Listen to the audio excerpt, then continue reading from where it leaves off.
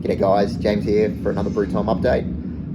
Just thought I'd give you a little bit of a update on what's been going on. Often for me, being in a commercial brewery, often like my home brew, I'm using it as an opportunity to see whether something's worth upscaling into our brew house.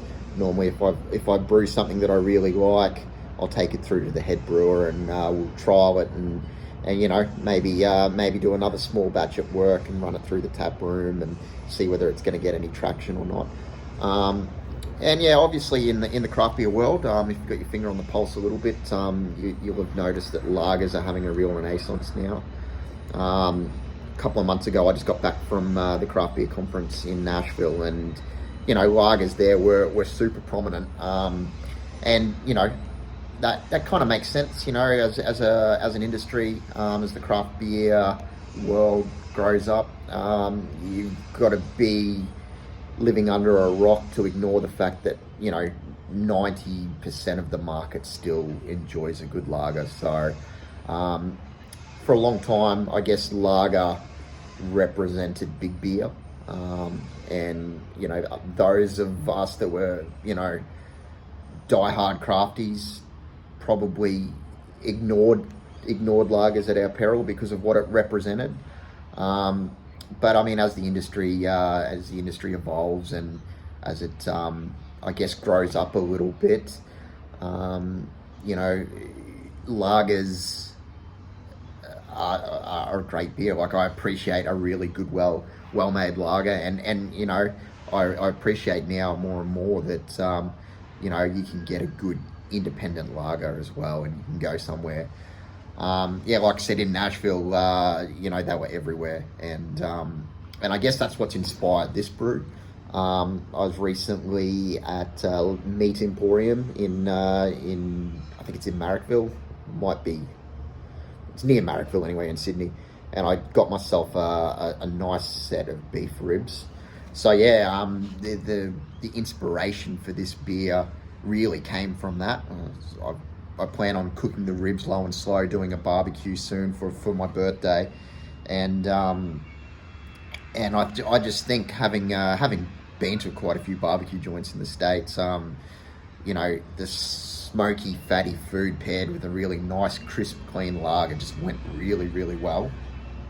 And so I guess that's the plan with this next brew is to make an adjunct lager, or an American light lager, or an American lager, and I guess like this is what I love about home brewing is basically you can plan, anticipate, work out what you want to do, brew it, pair it, and then see what ends up. And if you're happy with the product, you've got a good recipe, or if you're not, you can tweak it and move it on from there. I'll just quickly have a chat to you guys about the recipe development. Like I said, if you're going to throw this beer into a competition, I guess it'd come under the category of an American lager. So it's adjunct heavy. It's about 30%. I use flaked rice. The other 60% or 65% is Pilsner malt or a light pale malt. In this case, I used Voyager Atlas. I love what Voyager do. I love their ethos around sustainability. So I try to use them where I can. And then I've just got like 4% of carapils in there. That's mainly in there just for a little bit of head retention.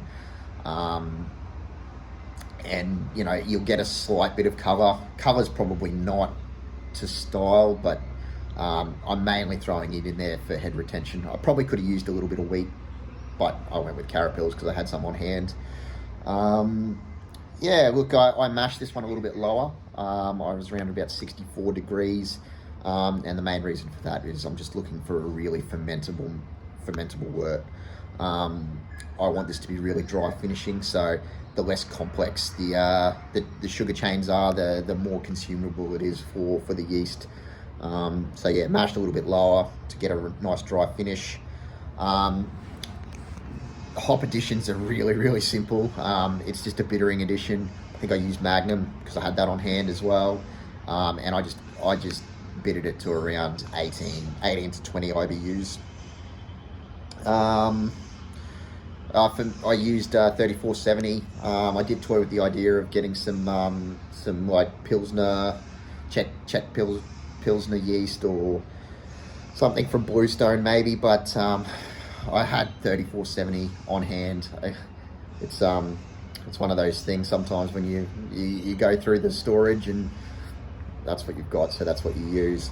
The fermentation profile is very, very simple. So I did it at about 12 degrees for roughly 2 weeks, ramped the temperature up for a diacetyl rest for about a week, about 17 degrees, crashed it, and then threw it in the keg, and then it's going to lager on that for about 4 weeks.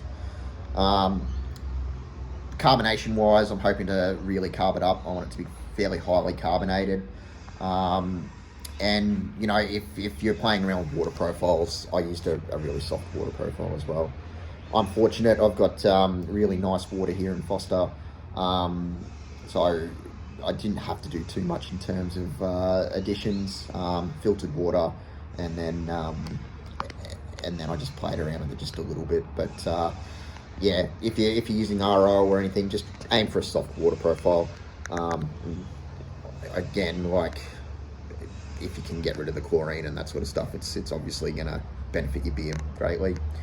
I guess I'll just quickly talk about the brew day. I brewed this a couple of weeks ago now, so it's well on its way to lagering, and in the next 2 to 3 weeks I'll be trying the beer. So I'll be releasing a video for that for you guys, along with the ribs. So that should be pretty fun. Brew day went really smoothly. I guess I'll just throw in another little tidbit here. When I originally planned this beer, I brewed it like I was going to brew it on my G30 Grainfather. That's what I use all the time, but I was fortunate enough to be given an opportunity to play around with a Brewzilla 65 litre, all the bells and whistles, the whirlpool arms, all that sort of stuff. So I was like, oh yeah, that'll be fun. I'd already planned the beer and ordered the ingredients, and it was all sort of ready to go.